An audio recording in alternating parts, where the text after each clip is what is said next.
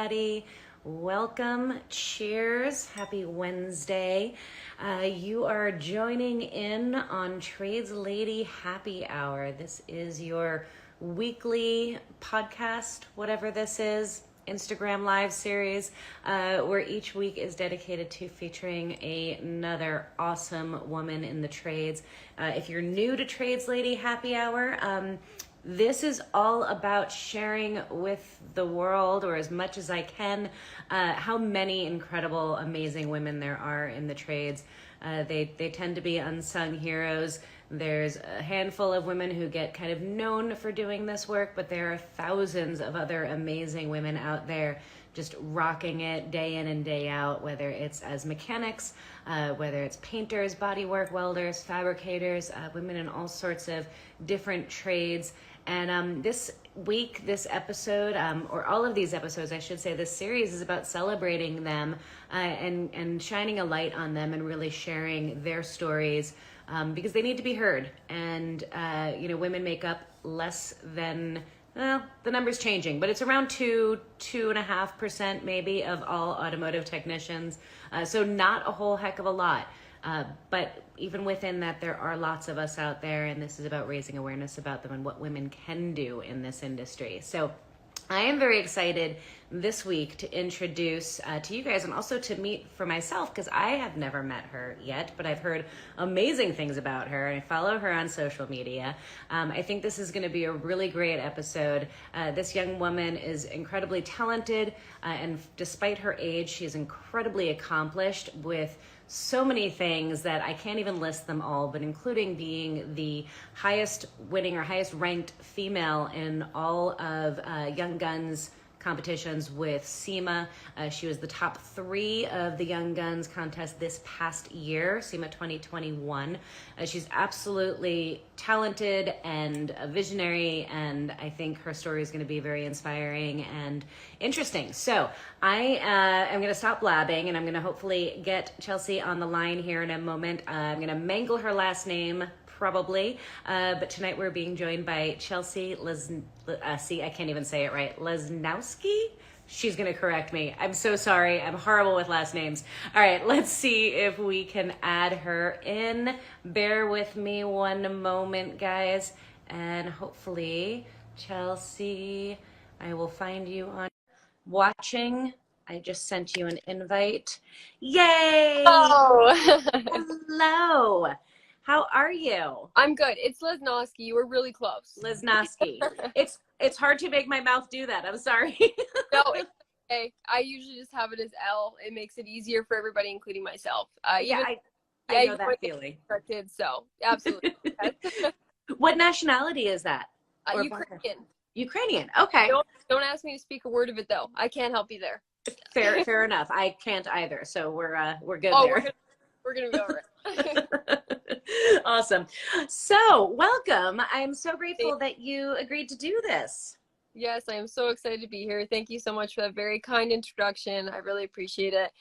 Quite honestly, it amazes me to hear it out of somebody else's mouth, because I cannot believe the great things that have been accomplished for myself, but also for women of the industry, because I play a big part in joining a lot of these women in their journeys as well, and having them reach out to me is just incredible. So I definitely think we are going to start to see more women in the industry as we make room for ourselves. So I really do appreciate that. I'm looking forward to this. Absolutely. Cheers to that. How much time has changed over just the last couple of decades? Yeah, absolutely. Yeah, it is. And it's just ever changing. And I think that's great. We are seeing more women in the new generation interested in the automotive world, and that's going to be huge for us. I know a specific point I actually hear from a lot of older hot rodders is, and this was news to me, women are less likely to have problems seeing color. So yes, they make great painters, and that's actually something that if you open any auto body textbook, you're going to see that as well. So I think that's just a great fun fact, and we are seeing a lot of women get into refinishing. So that's where I started. I kind of went through hell and back there, but I'm very happy. I really enjoy that part of my trade specifically. But yeah, it's ever growing. It's ever learning every single day. And that's what I think makes it so enjoyable. Yeah, I agree wholeheartedly with everything that you just said. So I want to like start at the beginning with you, if that's okay. We'll get to the long list of amazing accomplishments, but and there's so much to talk about with you, from being a business owner to doing SEMA builds to just what life is really like doing this work, especially SEMA builds, because I know they are not what people think they are. But, but let's go back in time for a little bit first. How did this journey start for you? How did you get involved in doing this kind of work? Absolutely, that's a great question. For me, I grew up in a bit of a hot rodder family. Unfortunately, they were a traditional type family, so women were not really meant to be in this line of work, and that was no disrespect to my family. That was just the morals and the ethics that they grew up with. So um, I had always kind of fought my way in there, and my high school was actually about a 15-30 minute walk from my father's shop. And I'd walk over there after school, and I would never really get to do much more than detail vehicles and sweep the floors. But hey, I was in there. I talked the ear off a lot of the body men, as it was an auto body refinishing and detailing shop. So that was a big introduction for me. After I got out of high school, I dealt with a lot of chronic health issues, and I still do to this day. So that really clouded my view of what I wanted to do with my life. You're meeting with so many doctors, and there's so many people saying to you, I don't know what your life's going to look like. And that's a really hard thing to hear, definitely, 17, 18 years old, and you're having people kind of doubt, the longevity of your life. Yeah. So I was very lost. I wasn't sure what I wanted to do. I always had a passion for cars, but it was just never something I had readily available to myself. So at that point, I was actually working in retail at the time. Everyone else went off to university and college, and I was kind of the one who stayed at home. It was really tough, actually. So I kind of put some money together, and I bought myself a car. I had to get around. So this car was a Mazda 3. It wasn't anything spectacular. It was the 2.3, if that means anything to any Mazda fans out there. So it was special to me, but it had a couple things done to it. I mean, it had an exhaust, it had some aftermarket bells and whistles. It wasn't anything spectacular, but I ended up doing a detail on it, and I did a paint correction on it. I had no idea what I was doing. I was away on vacation, they left me alone, and I said, shit, what do I do? I'll just go into YouTube and learn how to use a polisher. So I kind of spoofed this thing up, and I wanted to get into something different. So I sold the car, and I made a profit. And that was, the most money I'd ever seen coming out of high school. I'm like, holy shit, a couple grand, right? Like, wow. So I bought another one. And this one, I ended up having to do a clutch on. No idea what I was doing. I won't go into detail about that, but again, that one, and that was that. And I made profit. I made even more profit. So then I just kind of started to play with that a little bit, and it wasn't something that I'd ever thought was going to be a career. It was never something I thought that was going to turn into this whatsoever, but it was money. It was great. It was fast, and I enjoyed it. I was getting to drive a lot of different vehicles, and as much as it was definitely a struggle here and there, it was my first introduction to really understanding the industry. And then moving into, I would say about a year later, went with a friend of mine to go look at a vehicle that was for sale. And at this time, I actually had purchased my FRS, and it was just all factory, red at the time. I had made the poor decision to put a really awful looking aero kit on it. And I go look at this car with her, and for those of you that don't know, my business partner and also my partner is Cole Martin. He was at the facility that we went to go view this car at. And, we start chatting. He goes to me, oh, man, that's a cool car. And I'm looking at him like, I know you're lying. Yeah, I know you're lying. I know you don't think this thing is cool. But, hey, like, let's continue this conversation. So he was kind of really lost as well. He was buying and selling some Skylines at the time. And I had a relative knowledge of what I liked and what I didn't like. Just wasn't solidified yet. So he took me for a ride in one of these Skylines. And I got out and I said, shit, man, this is pretty cool. So we had actually made a deal where I said, okay, you know what? This thing needs paint. Okay. I've never fucking painted at this time. I had no idea. So, hey, you know, like I'll do a paint job for you. You put a turbo kit on my FRS. That's a good deal. I thought it was. Nor did I think it was going to get to this level, right? So, you know, gone a few times, and it kind of just progressed from there. But there was actually a conversation, and I would say our first 3 months of chatting that, you know, we kind of joked, oh, hey, you know, how cool would it be to put an RB25 engine in your FRS? Oh, haha, that would be so crazy. Little did I know, a year later, we would be the first one in the world, and still remaining. There's nobody else who's done it yet, to my knowledge, to do that job. But anyways, we partnered up together, and we're both self-taught, still self-taught. Obviously, we have a lot more resources now to get knowledge and further our knowledge. But we started buying these Skylines, and I was doing the paint and body work. He was doing the mechanical and the fabrication. And in the first, I want to say the first 3 years, we restored and sold over 70 Skyline GTRs. Seriously, wow. Yeah, seriously. I would love to post some photos here. I have some transformation photos for those interested. There's some on my page that are pretty cool. And we were able to take these cars from absolutely bare bone and restore them and have them running and driving some high horsepower numbers to meet client goals in a month. So this was everything to us, right? And, you know, at that point still, we were kind of like, you know what, this is a hobby. This is not something I can ever really see us doing long term. And here we are. Yeah, you know, I think that really is kind of the best look at how I got to this point. And you know, again, just kind of reiterating the fact that we did have that conversation with a month of knowing each other of, hey, how crazy would it be to do the 25 swap, and then going ahead and doing that, you know, making our own wiring harness, our own motor mounts, trans mounts. There were so many modifications to go into doing that swap, and it's crazy now that I look back and I go, I did you know, the mid-engine all by myself this year, which took even more knowledge and more education to be able to do that. And we're only looking at about a 5-year span here from myself meeting Cole to now. So it's just been an absolutely wild ride, and I truly didn't think we would be in this position, but it's just incredible to be here and be able to connect with so many people like yourself. So I hope that kind of gives you an idea of what the background is from without dragging. I love it. Yeah. And I love that, like, just 5 years from I've never actually done a paint job, but I'm going to tell somebody that I can do it. And look at you now, like, top placing woman, female in SEMA Young Guns, or is it SEMA Battle of the Builders in general on mass? Was it? I'd have to clarify that. I do know I am the. It's hard to say this. I feel.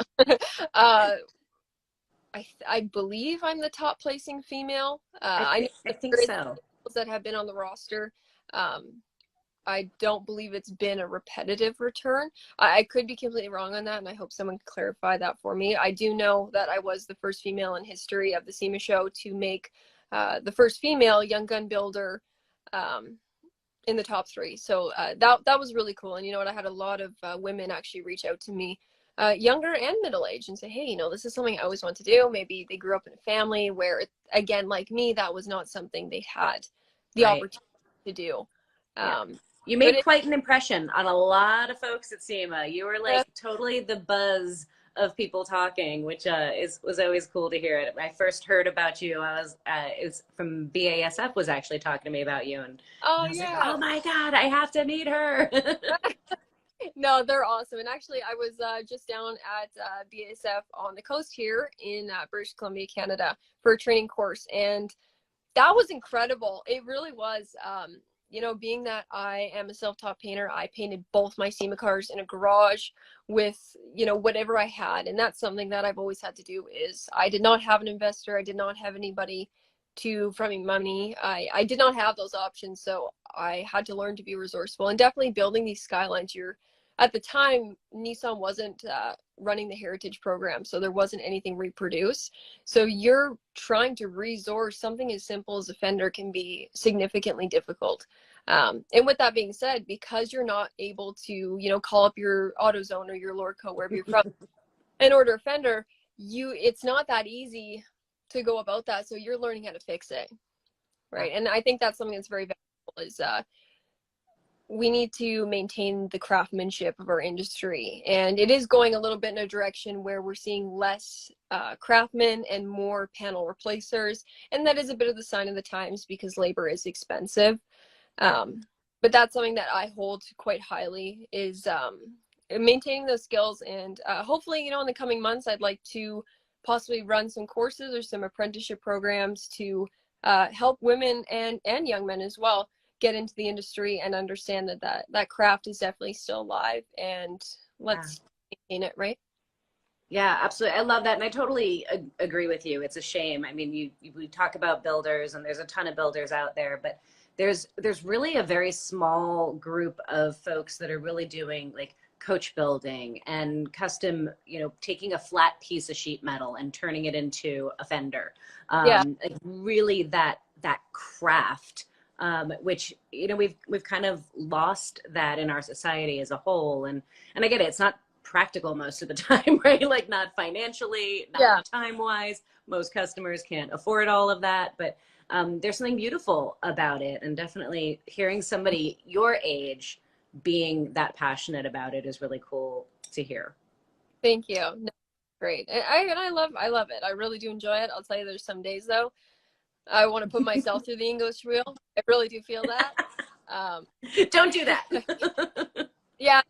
But I'll tell you, there's some Mondays I really do think about it. There's bad days, but I think there is with anything. I think for me, it's struggling the management between owning the shop and also building these cars, personal and client.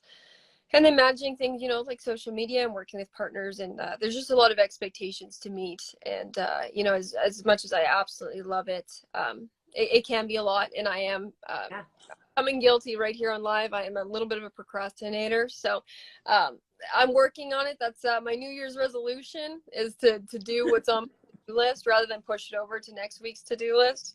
So I'm holding myself here. But otherwise, it's great. It's really enjoyable. I feel you though. It is a lot. And I think that's something that we don't talk about often, is that balance. Because right from the outside, we see you doing all of this awesome stuff. We see you killing it on social media. We see you winning awards. We see you building these awesome cars. And it's really easy to not see the struggle and the challenge behind all of that. And to know that it's totally normal to be super stressed out doing a SEMA build. It is totally normal to feel like everything is falling apart. Like that's part of the deal. Yeah, I mean, anybody who was following me prior to SEMA 2021 definitely knows what I went through and was very much a part of my success in making it to the SEMA show this year. For those of you who are watching this right now and don't know, I did build my SEMA car completely and solely by myself in my one big garage in just under 2 months. So that was a very... So wait, I want you guys to hear that in case you didn't hear that. Like, I'd like you to hear that again for the folks in the back, right? Yeah. In her own garage by herself, 2 months? It was just under 2 months. Yes. I actually wasn't going to build a SEMA car last year. My health really hit a bad low about January last year, so almost a year ago. And these are still things that I'm struggling with to this day, but there was a time where I was getting told by doctors, I don't see this getting better, and this is what we can offer you to make you comfortable, and I think you should stop the line of work you're doing. That was a really hard thing to hear, especially because on the outside I look really healthy. I feel like I do carry myself well. Nobody really knows when things are hard. And as a woman too, that there is sometimes a certain expectation. I know men can empathize with this as well, that you are expected to hold it together. You got to keep it together. Yeah. And that's hard because that's been something that's been passed down through many generations, and it's almost even worse for young men. But I felt in my position as a business owner, I kind of had to just get it together and just keep going. So when I heard that, I wasn't really sure what I should do. I knew that I had this car that was in absolute pieces. It was an absolute disaster. And I didn't think I was going to be able to do it. And there was I don't know, there was a month there, I think, I want to say middle of August, where, I remember walking out of my appointment from a doctor's appointment, you know, and I had my fucking tear show and my pity party.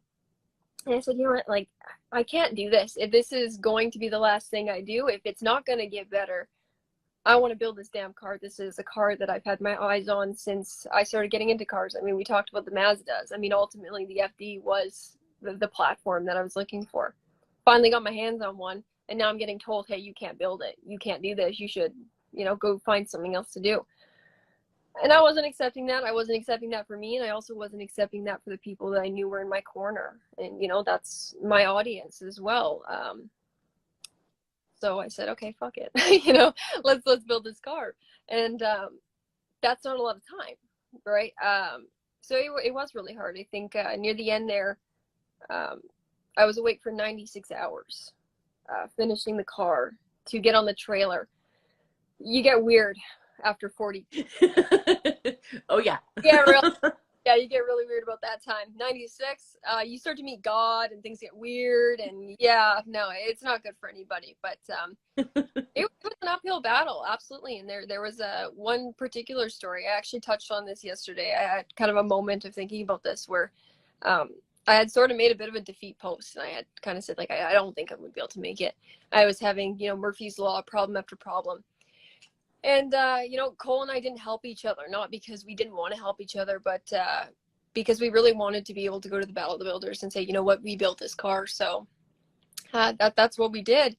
And, you know, I had message requests flooding in of people saying, you know, I have health problems too. I deal with complications. You know, you can do this. And that was huge for me. And I'm really happy to say that I'm in a position now where that experience and how difficult that was on me has actually given me the ability and the strength to reach out to other alternatives for treatment and different doctors and trying different just different things to improve my quality of life. And it's a very emotional thing because I have connected with so many people that are in the same position. You don't realize that a lot of people in the automotive industry, they do put on a hard face. And that is something that we see a lot. It is an art form, so there is quite a bit of pride involved. And unfortunately, when there is pride involved, we don't always see that empathy. We don't always see the hard side of things. So that was a huge life-changing moment for me, and it was really cool to experience. So that definitely the most monumental moment in my life. Besides the fact of making top 12, that for me was the accomplishment right there. Was being able to connect with all these people. Giving them some strength to move forward, them giving that back to me, and just making it, you know, just making it. I was just happy to get in there. The first time I drove the car was actually off the trailer in Las Vegas, in, the convention center. My brakes didn't quite work. Enough that you could stop it though and not crash, right? There was a delay. I don't know. There was a problem. I bled him about 4 times, I think at about 5 a.m. I don't know where the hell my head was at. If there was something, I don't know. That was the problem though. As far as I felt, that was the only thing I ran into near the end. But yeah, incredible journey. Absolutely. Yeah, there's so much in what you just said, and I hope people who are watching like take time and go back and listen to that again because there's so much in there. I really applaud your decision to be really transparent in your social media and share the struggles and share the challenges that you face, and that it is about the people, and it is about those connections, and it is something that I think in our industry, particularly, like you said, where we tend to be a little hard and have a lot of pride and don't necessarily like showing behind the curtain, so to speak. But it creates this isolation, like, and you've experienced it in multiple ways, right? The dealing with health issues is a thing that we tend to not talk about in our society at large. Being a builder and acknowledging that sometimes there's challenges and struggles, like both of those things simultaneously, your willingness to pull back the curtain and show that to other people, in and of itself, all of the rest of your accomplishments aside, like that is such a huge thing. And I think you've inspired and will continue to inspire a ton of people because of that. And I definitely applaud that. We need more of that. Yeah, I really do appreciate that. It really does mean a lot to me because it was a very difficult thing to be vulnerable on social media. Social media does have a tendency to put out your best face. Yeah. And, you know, we're all somewhat in a battle to make it to the top of a ladder that doesn't quite exist. So I think it is important, and it was tough to make that first move, but I felt that, you know, if I can help one person that's in the same position that I am and they're feeling the same thing I am, that's all I need. One for one, I would be very happy with that. And it was a little tough being a woman in a man's industry and making that move, because the one thing I've always asked for is I don't want sympathy. I don't want it. I don't want it. There's empathy and there's sympathy. Give me empathy. I'm fine with that, and I'll give you the same. That's just a respect standard for me. I'm not interested in sympathy, because that's not going to help me. Let me have my pity party. Let me cry on the shop floor. Don't touch me. Don't talk to me. I will get up and I will get it together, and I will finish the damn car. Yes. Amen to all of that. That's It right. is That's empathy right. versus sympathy. Absolutely. Yeah. So I got to ask, going back in time a little bit here, how your family, your traditional family that wasn't okay with women doing this kind of work, how did they react when you started going down this path? Like, even before you started, you know, really making a business and a life out of this, how do they react to it? Well, I'll say this, you know, I love my family to death. They've been huge behind me. Absolutely. They've been a huge part of my success, and I have a lot of great people in my corner. Um, for my parents, I am an only child, so, you know, I kind of think they were hoping, you know, oh, go be a vet, go be a real estate agent, because that was something that I took at a younger age. And there was a time where I said, no, Dad, like, this is what I want to do. Like, teach me something. Give me anything. Give me the bare minimum, and I'll go from there. You don't have to spend, you know, a single hour with me, other than just give me the bare minimum, and I'll go from there. And you know, there was a lot of fights, you know, and he'll say the same. There was a lot of fights between us, and eventually he said, okay, you know what? Sure, I'll show you an hour's worth of what I know, and you're gonna hate it. And I said, you're gonna hate it. And I said, okay, let's go. So that's really where it started. And I really do appreciate everything he's given to me. And he is a very big part of my success now. As you know, he would give me those tips and tricks as I expanded on my knowledge. So he really did start to accept it when he saw that I wasn't giving up. So that was huge. I think my grandparents, it took them a while. I'm not even sure they're still behind it. I know they love me, but sometimes I think they look at me and they go, Chelsea, why are you doing this? You gotta know. So I love them dearly, but that's where they came from. That's where they were raised. So I have a lot of respect for the way they feel. And I know either way that they love me, and whether or not this was exactly what they saw me doing. I think it really comes down to the fact they're happy that I'm passionate. They're happy that I have a direction, and there's something that I'm proud of. I just don't think they ever knew it was going to get here. Right. Right. Like we're doing today. Right. So, yeah, it is really cool. And they were a huge part, and I'm really grateful to have them. Absolutely. Love it. Where did that drive come from? Do you know, like, to be able to say, no, Dad, like, I need you to teach me this. I'm going to go down this road, whether you like it or not. And to be willing to put yourself out there and just keep doing another car and keep learning more as you go. I don't see, for me, I really look at myself now and think that I have more drive now more than ever.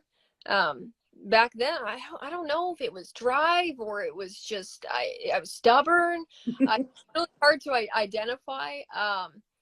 I think ultimately I felt like there was a place for me in the automotive industry. I just had to find a way to kind of shove my way through and make room for myself. And that's something I tell a lot of women is, you know, it's easy for me to say, hey, just make room for yourself. But that's really where it starts is don't stop pushing for that. So I don't know. I think I just really wanted it. I wanted to at least try. That was my motive. I just want to at least try. It's something that I enjoy. I think I could be really good at it. Give me one. You are really good at it. Hey, you know what? I have my days. I absolutely do. We all do. There's, like I said, there's days that I absolutely, I have to go back to the books, and I have to redo things, and I have to respray things, and I have to grind off welds. There, there is things that I am. That never happens. What are you talking about? No, not everybody else, just me. Yeah, no, it is, and that's the reality of it. And I think that's what keeps a lot of people interested in the trade is there's always something new, right? And it's never easy. I don't care how long you've been doing it. I was down at this BASF course just for my refinishing skills.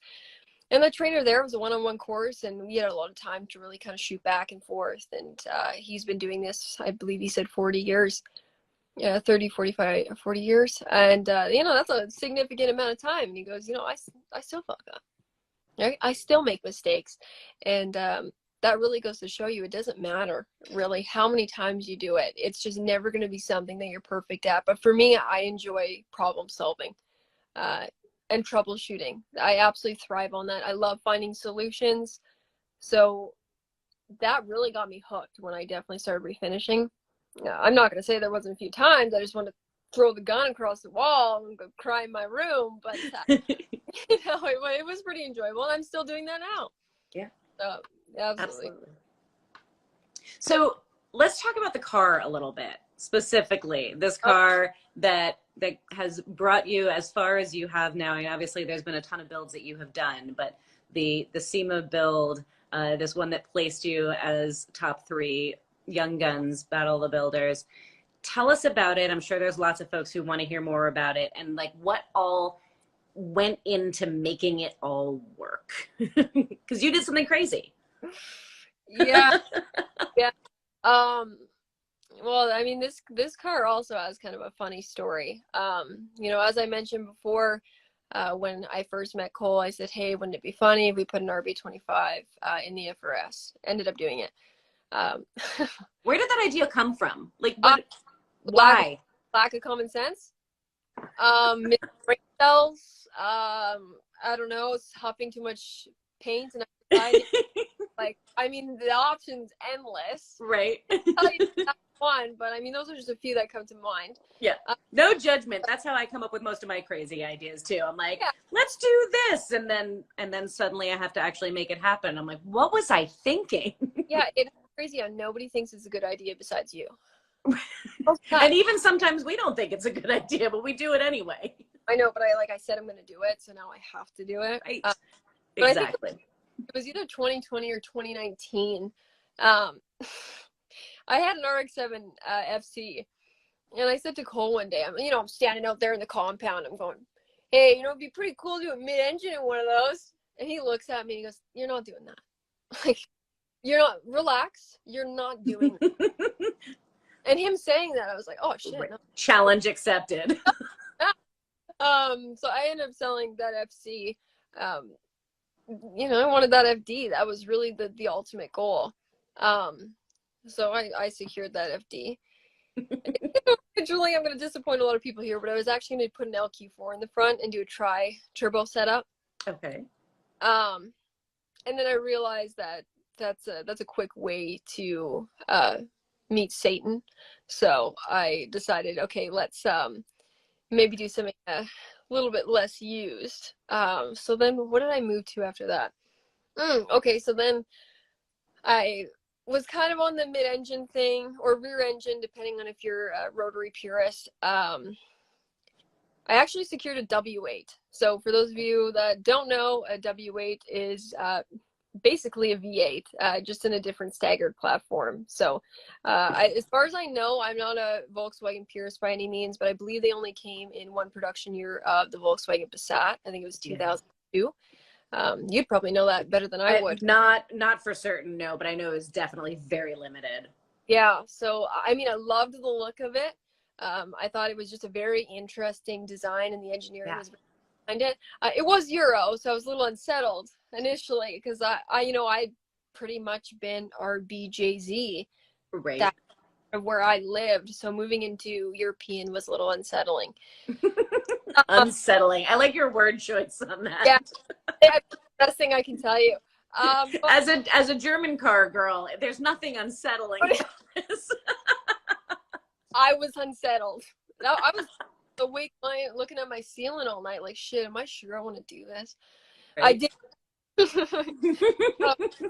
but I cut a floor, I cut the floor out in the FD. No thought process behind that. I just said, okay, shit, give me the hacksaw. I'm gonna cut the floor out in this thing. So that's what I did, and I dropped the W8 in, and I remember kind of stepping back and going, "Oh yeah, that's nice. That's it. That's the one." And then I had to buy bearings for it. And they, yeah. Where are you getting those? So what I did find out is you can actually cut the VR6 bearings to work in the W8. I had just enough brain cells bouncing around my skull like a screensaver to realize that that was taking on way more than I was comfortable with, especially on such a short deadline. So I had to give up the W8. I will be doing a W8 project eventually. It is absolutely back here. But then the next best thing was to go with the 2.7 liter out of the Audi and maintain the twin turbo setup. So I really wanted to go with something V-mount because it was symmetrical, and that was something that I was very stressed about, being that I am consuming basically your back seat area and also your back hatch. I wanted to make sure that that is filled up. It is as symmetrical as possible, and it's very aesthetically pleasing.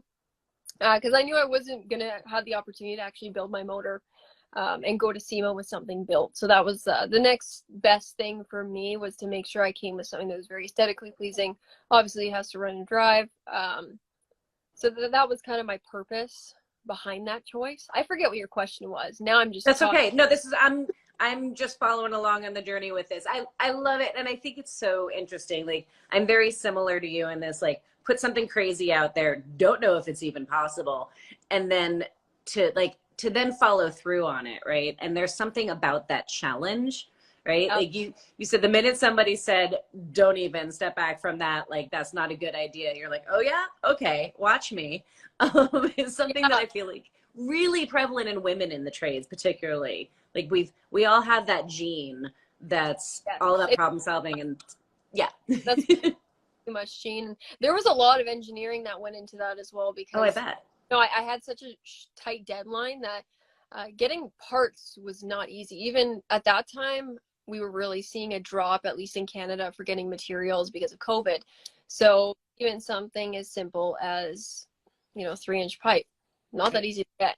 So I basically said, okay, whatever, I'll use what I got. So I took the FD subframe, I chopped it up into a million pieces, and then went, shit, shouldn't have done that. Probably should have drew something first. So I drew on a napkin in the shop and created kind of my blueprint for the exoskeleton that I had planned. And in the exoskeleton, I wanted to make sure that I could accommodate the trans mount and the motor mount and have it so that I could take German engineering and try and simplify it, because that is not my strong suit, nor is mechanics or fabrication, truthfully. That is me being upfront and honest. That is not where my primary knowledge lies. So I wanted to make it so I could drop this whole subframe out to be able to service this if something happens. I believe I've got 8 bolts that has that subframe in there. And I think you mean you engineered something to be easy to service? What a concept. I think honestly, though, it was not like I had a lot of people go, wow, you're so smart for that. And it's like, no, honestly, I'm so dumb for that I needed to make it easy to drop out.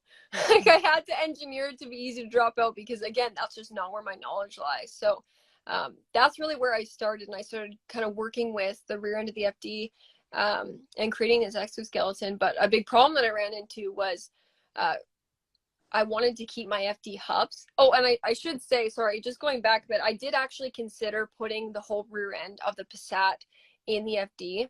The only reason I didn't is I'm not set up in my facilities to just start messing with geometry. And my biggest fear is if I do mess with geometry, I'm driving to SEMA sideways. Right. Not going to look good, right? Yeah. So then my next challenge at that point was, okay, exoskeleton, fine, I can do that. How am I going to mate the FD hubs to the transaxle of the Passat transmission? Right. So I made my own axles. You made your own axles? I did. So I basically took the piece off each. So off the FD side, I took that half of the axle, and then I took the half of the axle of the transaxle of the transmission. Okay. And I mated them together. Makes sense. treated them. This is not something that is going to be permanent. This was truthfully what I had and just being resourceful. This was my option at the time. I would like to actually take my design and now possibly send it off, get it 3D printed, and create some kind of carbon fiber. I think would be very unique. Again, that is a little bit down the road. But the car was purpose built in my eyes. I would like to drag race it. And I think it's really important on this topic that I stress the fact that I engineered this car in a way that it still maintains a 50-50 weight ratio. Nice. And I don't know if that many people understand how difficult that is to do, because we are a V motor and putting it in the rear end of something that was already designed from factory to be a damn near 50-50. And Mazda did an incredible job of that. So I didn't want to take away from the car by making this move with the swap. So there was a lot that went into it, and ultimately it was literally I would load my car up half done and I would take it to a weigh scale just kind of around the corner from where I work. Then I would weigh this car, and that wasn't that easy, and it was a lot of work. I just saw someone say it was a lot of work. It was a lot of work.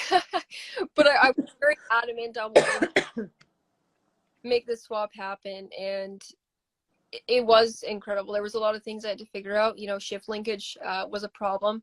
I actually ended up using poor shift linkage. I don't want to give away too many of my secrets, but no, that's okay. That's okay. And you don't have to give away any more than you'd like. I mean, what you're saying already, right? I think that the magnitude, and I think people don't necessarily understand that, like, it's one thing, you know, not taking away from anybody else's builds, but because it's all challenging, right? Metal work, body work, mechanical work, electrical work, all of that. But I think there's, unless you've done it or know what's involved in it, taking something that's never been done before and trying to figure out how two cars can go together and figuring out how all those parts and pieces are going to fit, like the magnitude, every single detail needs to be made. Like, yeah. And I also took it upon myself that I wanted to create my own wide body. So that was my first time really getting experience with making my own wide body out of sheet metal. And again, as I said, there was a lot of shortage at that time. So I was using scrap pieces that were not starting out with a clean, fresh start. And at that time, I didn't have an English wheel. So you can imagine, you know, I'm sitting in my bay here and I'm bending this, you know, 18 gauge over my knee. And there was definitely a time I can specifically remember that I'm going, okay, is this a good idea? Nope, really? But I'm doing it anyway.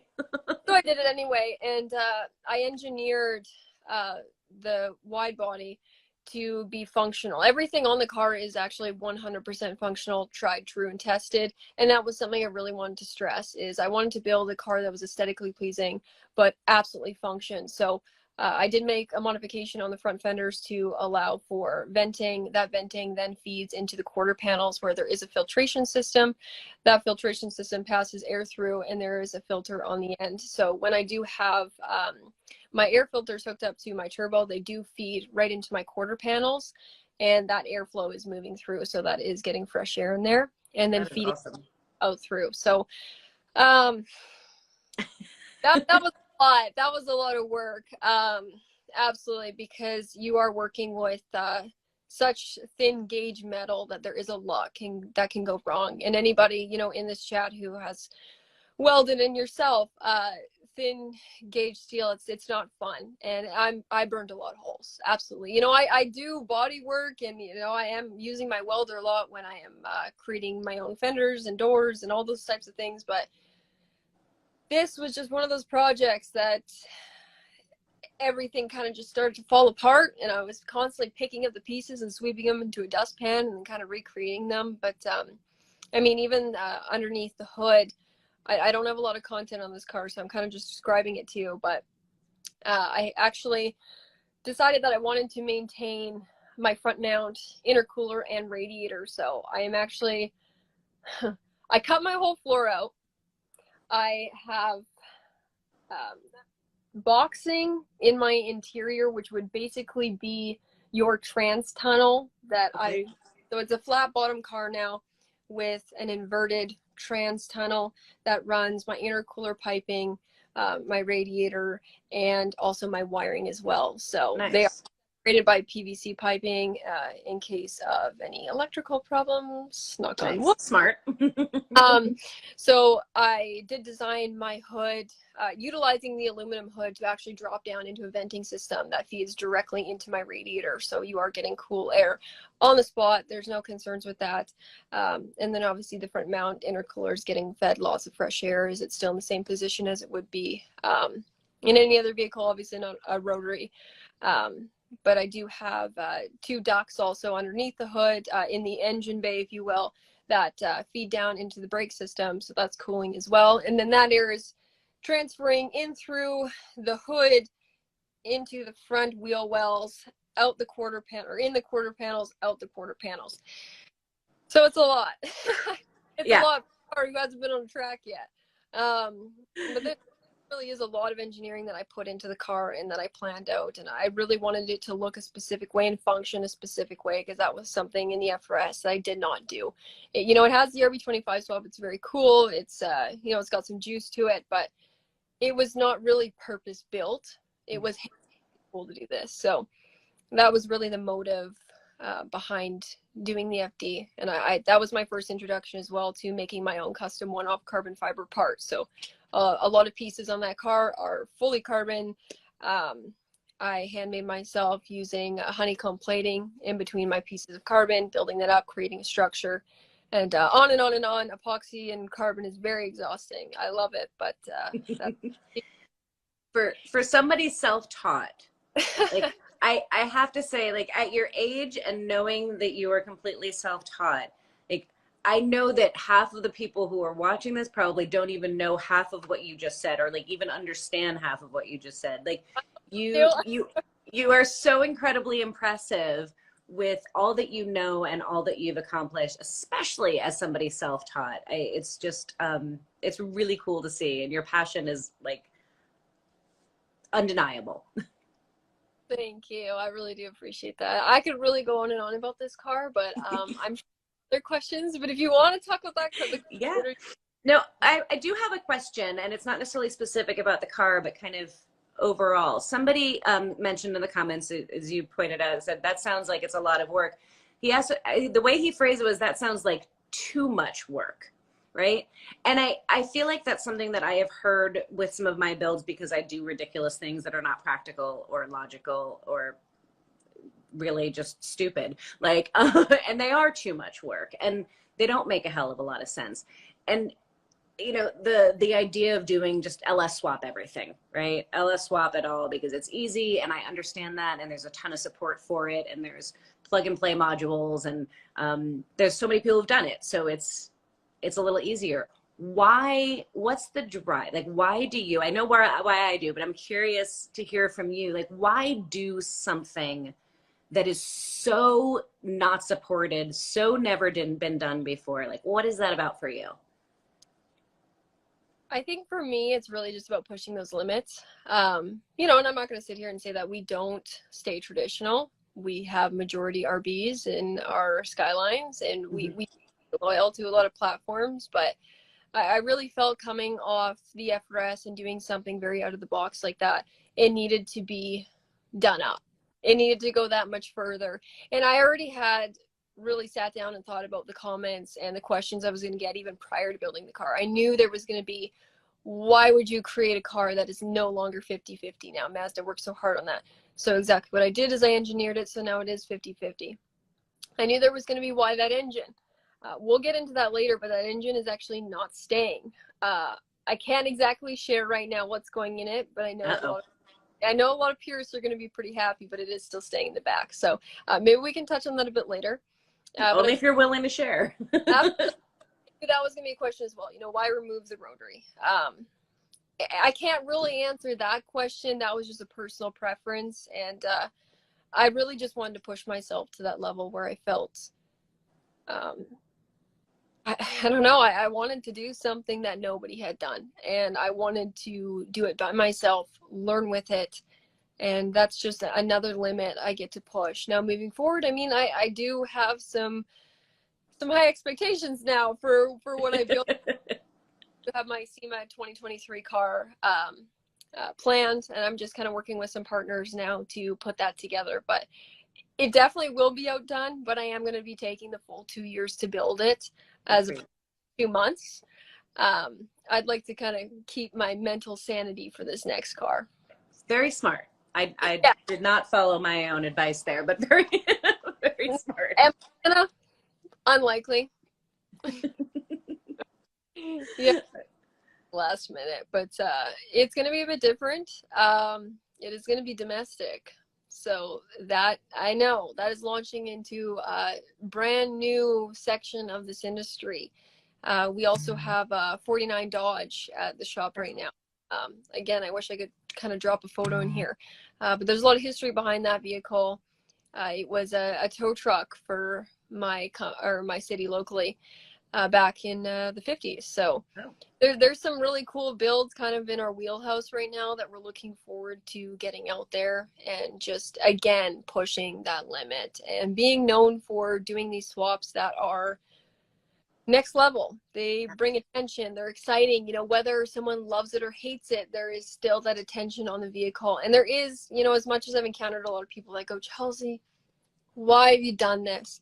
There's such an appreciation for the amount of work and the amount of engineering that goes into doing such an extensive swap. And I think I couldn't agree more. Very, very well said. Why do you do that? Because I can. Because I want to see if I can. Right?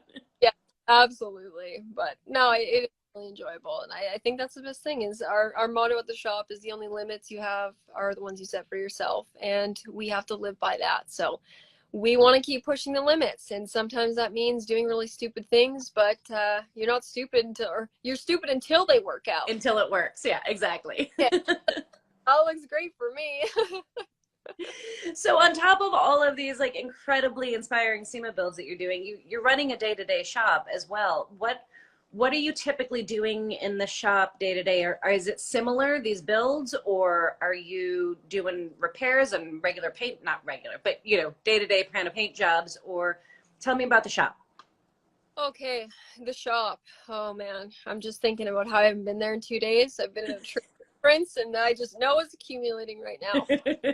What I do though is very similar to what you're going to see on the SEMA cars.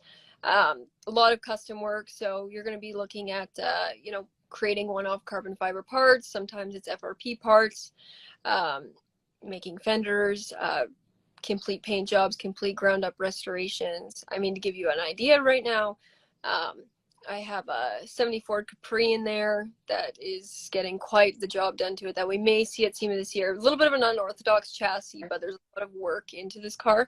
I also have an R32 Skyline GTR in there right now that I'm doing some paint work on. A very loyal client of ours. We've got a Fox body, 97 Fox body that's getting possibly an all-wheel drive 2J swap. So that's going to be a big one for us. We're very excited about that one. 2J swap and an RX-7 FC with molded Pan Am wide body kit. Yeah, I mean, those are, it's just on a bit, maybe on a bit of a smaller level. You're not seeing the big extremes of the swaps quite as much.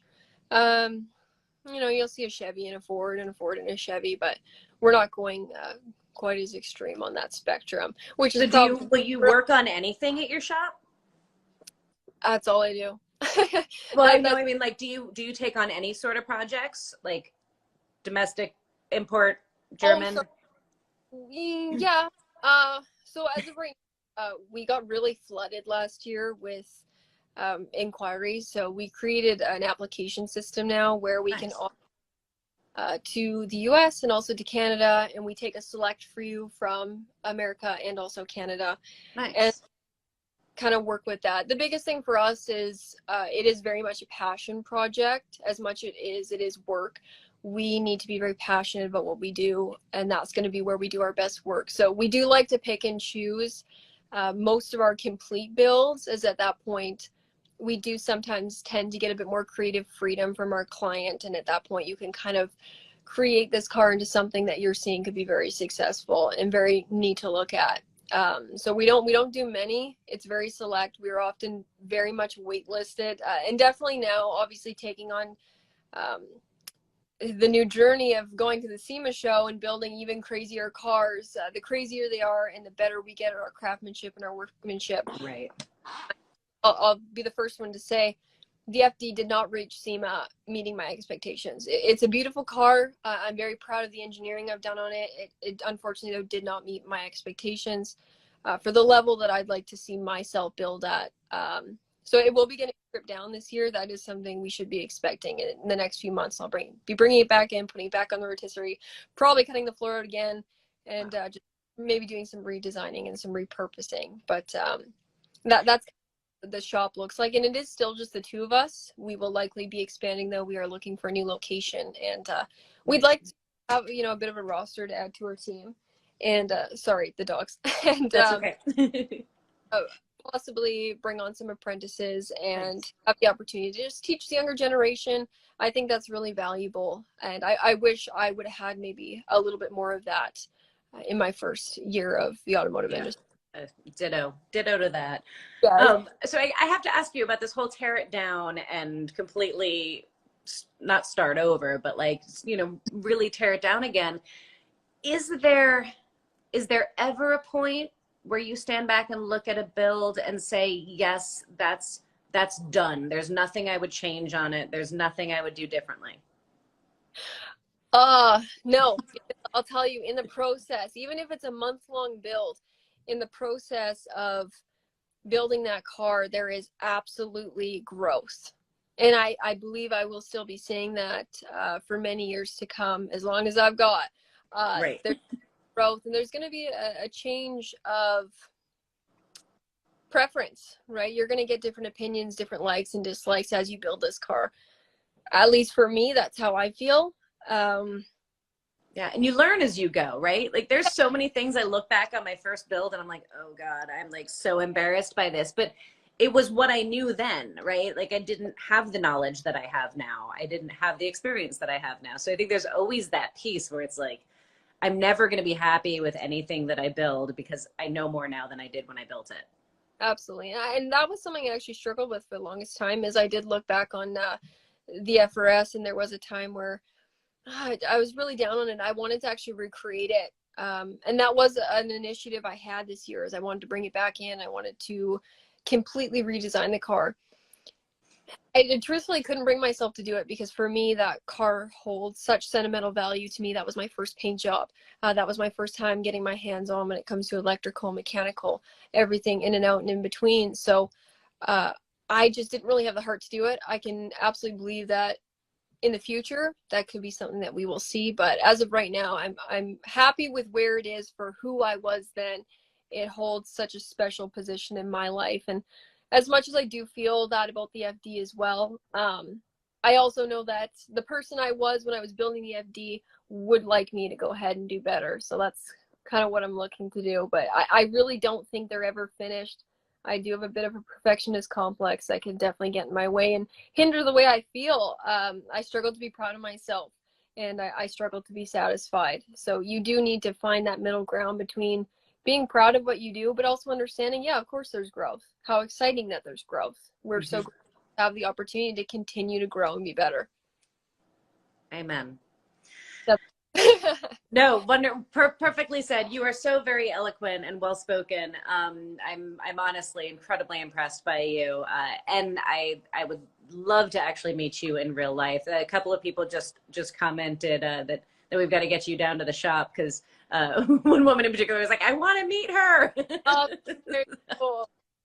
No, so much fun. I'm really looking to get out more this summer. Obviously, it really depends on the state of our world.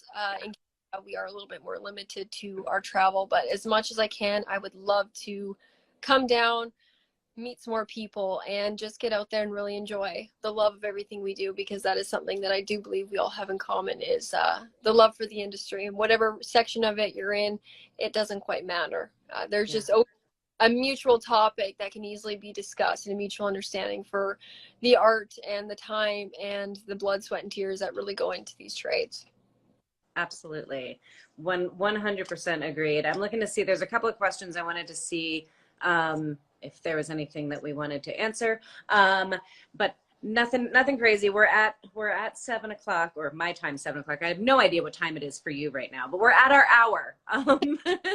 So I know that you are very busy and you have a ton going on, so I don't want to take much more of your time. I do want to ask you to tell everybody where they can follow you, where they can find out more information and pay attention to what you have coming next, because I know there's lots of big stuff coming next. Absolutely. So the easiest way to get in contact with me is, of course, my Instagram at ChelseaTTG. That is basically where I live when it comes to anything socials, and that is the best place to get updates from me and everything that I'm building and what's going on at the shop and in my life. As well, you can follow my partner Cole. His SEMA car this year was an all-wheel drive 2JZ Skyline GTR, so that was another world's first. So he does a different perspective on also the projects I do, is we're usually tag teaming a lot of our client stuff. So that's a great opportunity to look at a whole different vision. And we also have our business page, Throttle Thrashers. That's going to give you a bit of an outside view, what vehicles we have for sale. You're going to see a lot of Skylines available in the next few months here. And we are also on TikTok. If you're into that thing, it is Throttle Thrashers. A lot of comedic content, sometimes some first views when we do lives there on some of the cars in the shop. So Awesome. Definitely, I would say those are our most consistent platforms, and we try and do posting as much as we can. I'm sure we could do a lot better of a job, but it's a work. It's not like you're busy or anything. No. Oh my goodness. I said it. So final question I want to ask you. I know we're going over a couple of moments here, but if you had the opportunity to, this is a question I like asking at the end of every interview, if you had the opportunity to go back and talk to the younger you, or another young woman out there like you, or even a little boy out there who's like, I want to do what she's doing, what are your words of advice? I think I would say two very different things to somebody else and to myself. I think for myself, it would be the reassurance that don't rush. Don't be in a rush, be in a panic. It's going to work out. Don't take no.